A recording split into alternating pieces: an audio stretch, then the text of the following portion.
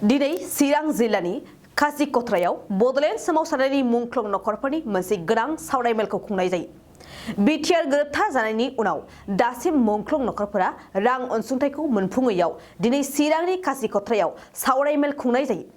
बिथांमोना सावरायनायनि गेजेरजों थांखि लानानै बुंदों गोरोबथानि दफा बायदियै मोननांगौ 5 लाख रांखौ सरकारा थाबैनो मुंख्लं नखरफोरनो होनांगौ।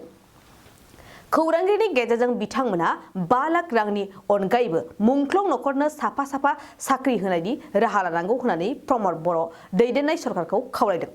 मख'नो गोनांदि दिनैनि बे सावरायमेलावनो गासै मुंख्लं नखरफोरा बाहागो लायो आरो गावसोरनि जेबो मोनफुङै बाथ्राफोरखौ दुखु गोनाङै फोरमायदों। बिथांमोना गावसोरनि मोनथायखौ लानानै सावरायखांनायनि उनाव खौरांगिरिनि सिगाङाव मा बुंदों फै आबुं बाथ्राखौ मिथिना लानि।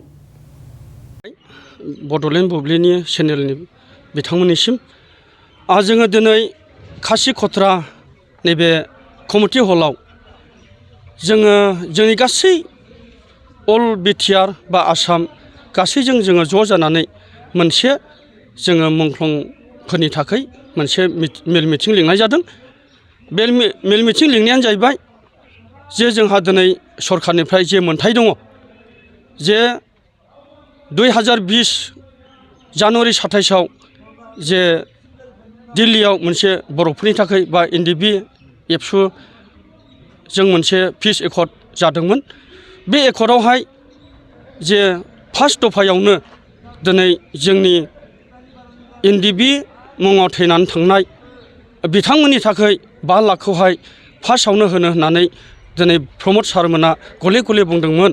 बै समाव एकर्ड जानायनि उनाव गले गले बुंदोंमोन मेल मिटिंफ्राव आरो बिटिसिनि एकर्ड समाव गले गले बुंदोंमोन मुंख्लं नखरफ्राव 5 लाख थाखाखौ फार्स्टआवनो होनाय जागोन आरो लोगोसे फरगेट टारगेट बिना इन्टारभिउयै थैनाय नखराव साख्रिखौ होनाय जागोन होननानै प्रमद सारा आरो माखासे सारमोना गोबांथार जोंनि सिगाङाव बुंनायखाय जोङो गोबां खुसि जादोंमोन।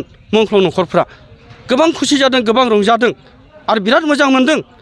नाथाय दिनै नेबाय दिनै 3 बोसोराव फैबाय। दिनै जोङो बेफोरबादि प्रमद सारनि जे बुंनाय बादि जोङो दिनैसिमबो जेबो जोङो मोननो हायाखै। जोङो दिनै मुंख्लं नखरनि गारजेन जानानै सारमोनजों जों मोजां गाज्रि रायलायनो थाङो। दा बेनिखायनो सारमोना जोंखौ रेसपेक्ट होनानै मोजाङै रायलायोब्ला जोङो गोजोनगौ। मानोना जोंनि दिनै फिसाफोरा बा सोरनिबा फिसाइफोरा दिनै हारिनि थाखाय मा मुंख्लं जानानै थांबाय। दिनै बिथांमोननि मुंख्लं जानायनि थैजोंसो दिनै बिटिआर एकर्डआ जादोंमोन आरो दिनै जोंनि सोरनिबा फिसाइ सोरनिबा फंबाय मुंख्लं जानायनि गेजेरजों दिनै सारमोना दिनै सोरबा चिफ सोरबा डिपुटि चिफ सोरबा बेबायदिनो EM सोरबा बिदिनो MLA MC MLA बेबायदि गोबां बिथांमोना चेयाराव जिरायनो मोनबाय। दा बेफोरो गासैबो बे मुंख्लं जानानै थांनाय थैजोंहाय होननानै जोङो दिनै साननो हायो आरोखि। दा बेनिखायनो सारमोननिसिम खावलायनाय जे जोंनि जे मोनथाय बे मोनथायखौ जाहाथे थाबैनो जोंनो होयो। जिहेतु दाखालि जानुवारि 26 थारिखआव हेमन्त बिश्व शर्माया जोंनो डिक्लार होदोंमोन अल आसाम बा BTCआव जेसेबांनाखि NDBनि मुङाव मुंख्लं जानानै थांनाय बिथांमोननो 2001खौ होनाय जासिगोन होननानै हेमन्त बिश्व शर्माया बुंदोंमोन। आरो बिनि उनाव बेबायदिनो BTCनिफ्राय माने 10 जन होनोसै होननानै माखासे लिस्ट ओंखारलाबायदों आरो 27 थारिखआव बेबायदिनो 10 जनखौ होदोंमोन। नाथाय बिथांमोना बे 10 जननि जे चेक होदों बेहायबो भुल लिरदों। 5 लाख जानांगौ 50,000ल' जादोंनो आरो चेकखौ बिथांमोना लाखिफिनजोबदों। बे माबोरै जानो हागौ? दा बेनि थाखाय जोबोद दुखुनांथाव आरो जोबोद लाजिथाव आरोखि। बेजों लोगोसे जे राकेश सारा बुंदों बावैसो बाक्सायावहाय मिथिङाव जे 450 जनखौ होनाय जासिगोन होननानै। नाथाय बिनि सिगां फेरेंगा सारजों जोङो रायलायदों आरो अफिसावबो आं अपेन थांनानै फेरेंगा सारजों रायलायहैदों जे 201खौ होग्रोनाय जासिगोन होननानै। आरो बिनि उनावसो मा जायो बे बाथ्राखौ सारा बुंदों। ओमफ्राय दाख्लै बावैसो बुंबाय बाक्सायाव राकेश सारा 400 जनखौ होनोसै। अब्ला दिनै मालाबा 10 जन मालाबा 201 मालाबा 400 अब्ला बेखौ माब्ला होगोन बा माब्ला फोजोबहैगोन? दा बेनिखायनो जों गासै मुंख्लं नखरनि जानानै आङो दिनै सारमोननिसिम मोनसे खावलायनाय बा जोंनि गासै रायजो राजाफ्रा सारमोननिसिम आसा खालामदों आरो जों रायलायनायनि गेजेरजों मोनसे डिसिसन लादों जे जोंनो जिहेथु हेमन्त बिश्व शर्मा सारा बुंदोंमोन 201खौ होनोसै 2001 बे 2001खौ जोंनो खेबसेयैनो होनांगौ खेबसेयैनो जोंनो मोननांगौ होननानै जोंनि दिनै रायजो राजाफ्रा बयबो बुंसोदों दा बेनिखायनो जोङो दिनै गासै मुंख्लं न'खरनि जानानै दिनै हेमन्त बिश्व शर्मासिम खावलायनाय थाबाय जाहाथे बे 2001खौहाय होयो आरो बेजों लोगोसे जोंनि प्रमद सार आरो बेजों लोगोसे फेरेंगा सार आरो बेजों लोगोसे गबिन्द सार बिथांमोननिसिम गंलायै आङो दिनै गासै अल आसाम बा अल बिटिआरनि गासै मुंख्लंफोरनि जानानै गंलायै खावलायबाय जाहाथे जोंनो बे 2001खौहाय जोंनो थाबैनो होयो बेनि थाखाय सारमोननिसिम गंलायै खावलायहरनाय खारन दिनै जोंहा गोबां दुखु दङ मुंख्लं न'खरफ्रा दिनै जोंनि मुंख्लं न'खरफ्रा जोङो समनि खेथ्रआव गाबो गोसोखांब्ला मेगनाव मोदै गयो जोंनि फिसाफ्राबो रुजुरुमु संसार जागौमोन सोरनिबा फिसाइफ्रा रुजुरुमु संसार जागौमोन नाथाय दिनै बिथांमोना हारिनि थाखाय जिउ गारनानै थांबाय दा बेनिखायनो जोङो दिनै आसा खालामदों जोंनि फिसाफ्रा दिनै जोंनि सोरनिबा फिसाइफ्रा दिनै मुंख्लं जानानै थांबायबा दिनै सरकारा बेखौ जोंनो थाबैनो होनांगौ होननानै जोङो सरकारनिसिम आपिल खालामनाय जाबाय आरो बेजों लोगोसे 4 ग्रेड 3 ग्रेड साख्रिखौ जोंनो मुंख्लं न'खरफ्रोमबो जोंनो होथारनांगोन बेखौ जोङो गोरायै सरकारनिसिम खावलायनाय थाबाय जोंनो बे 4 ग्रेड 3 ग्रेड साख्रियाव जोंखौ जेरैखिब्लाबो जोंखौ थिसननांगोन बेनि थाखाय खावलायनाय थाबाय आरो बेजों लोगोसे जेरै बै समाव बिएलटिनि आमोलाव जे हाग्रामा सारा मोनसे बिटिसि एकर्ड खालामनानै लाबोदों आरो बिथांमोना बेबायदिनो जेसेबां बिएलटि